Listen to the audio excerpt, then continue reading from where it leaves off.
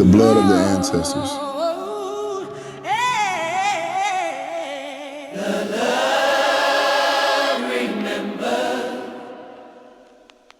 Lord Adrian Vale.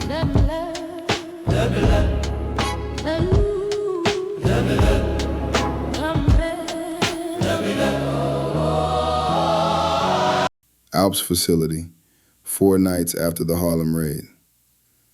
The speech had aired 72 hours earlier. It was still playing on every screen in the facility, muted, looping, because no one who worked for him could bear to turn it off. United Nations, Palais des Nations, Geneva. Capacity 3,000. Every seat taken, every standing spot claimed. Cameras from every major network and 1,000 pirate streams fed the signal to 4 billion devices in real time. Lord Adrian Vale walked to the podium alone. No notes, no teleprompter, no visible security within 50 meters. He wore a charcoal 3-piece suit, cut so perfectly it looked poured onto him. Midnight wool that drank the light. The jacket nipped at a waist that had never known excess. The trousers breaking over mirror black Oxfords like still water. White shirt crisp enough to cut skin. Tie the color of ash after fire. Cufflinks, plain platinum, cold as the glacier above his head. Yet the suit could not hide what Haiti had written into his blood. Light, golden brown skin that caught the spotlight and turned it molten. The broad, elegant nose of old Petionville money. High cheekbones sharp enough to cast shadows. Close-cropped hair salted early with premature silver at the temples.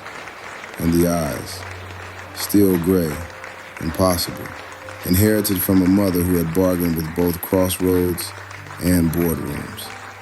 Every inch of him was deliberate. Every inch of him was listening. The hall quieted the way cathedrals quiet for funerals and coronations. He did not smile. He looked almost tired. Friends, he began, voice low, intimate.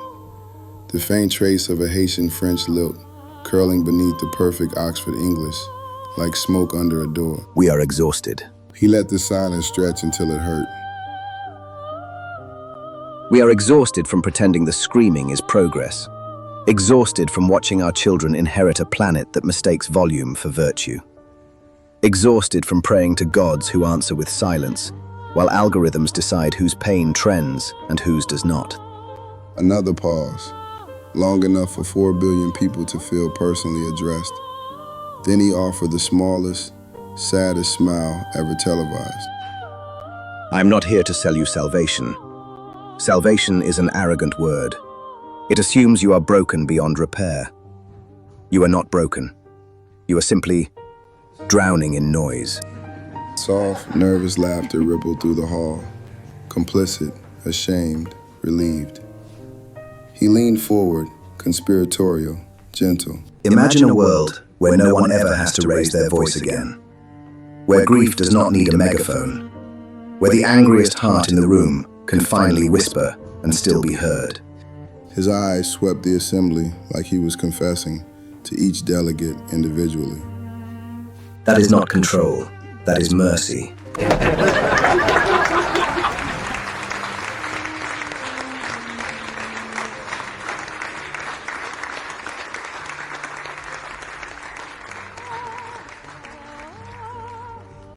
Project Logos is not a cage. It is a lullaby. We take the beautiful, terrifying chaos of human feeling, the terror, the rage, the endless static of 10 billion fractured souls, and we give it rhythm, harmony, a frequency the world can finally bear to carry. I know what they call me in the dark corners of your networks, the architect of the end, the man who wants to edit God, the last prophet of the machine. He let the words hang, then smiled, slow, fond, almost tender. They are half right. I do want to edit God, but only the parts that keep hurting you. The hall detonated. Applause, tears, a standing ovation that lasted 11 minutes and 23 seconds. Delegates wept openly. Hardened journalists wiped their eyes and pretended it was allergies. 4 billion screens showed the same image. A light-skinned Haitian man in perfect charcoal, promising the end of pain, and the world thanking him for it. The speech ended exactly as it began, with silence, but the kind of silence that follows a verdict. 72 hours later, in the vault 30 meters beneath the mountain, Adrian Vale watched the frozen applause on the hollow screen and spoke to the skull that had once been his mother. They loved me, Mamo. They begged for the needle. Silence. Then the air smelled suddenly of frangipani and candle smoke. He smiled, small and fond. I know. Love is only noise wearing better clothes. Another beat. The temperature dropped 1 degree. He closed his eyes.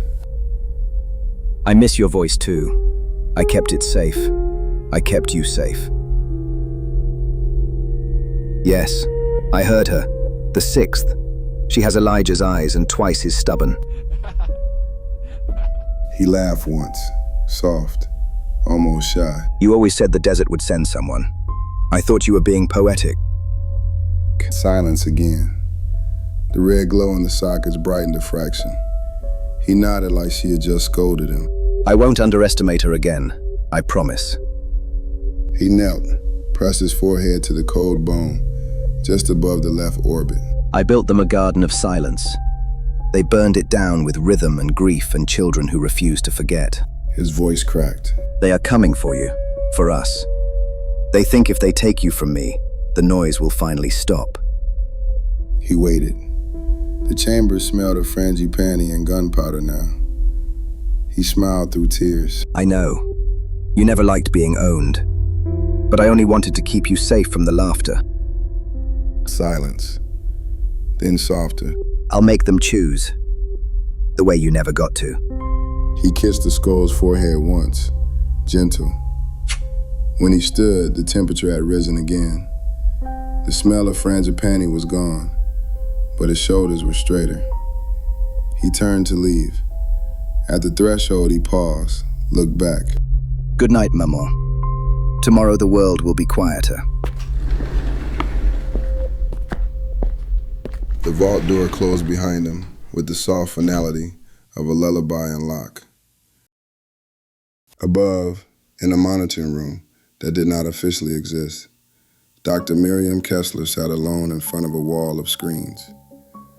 Every feed from Harlem was static now, Goldfire having eaten the lenses. But one camera had survived long enough to capture Nia Mensah looking straight into it and smiling. Kessler froze the frame. She leaned closer, pupils dilated with pure, hungry fascination. She had spent her life dissecting anomalies. Now the anomaly was dissecting her back.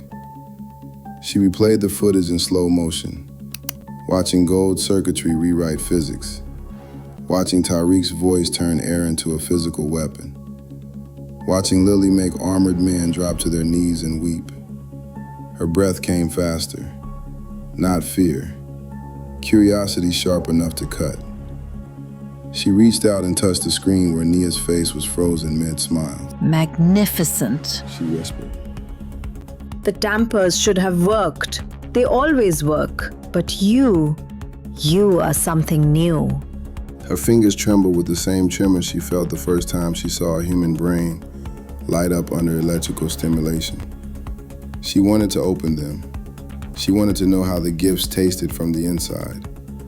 She wanted to take them apart and see if she could put them back together louder. She stared at the frozen image of 5 people who had just turned 6 of her best sentinels into cautionary tales. Then, very softly, to the empty room. Come to me, little anomalies. Let me see what you're made of.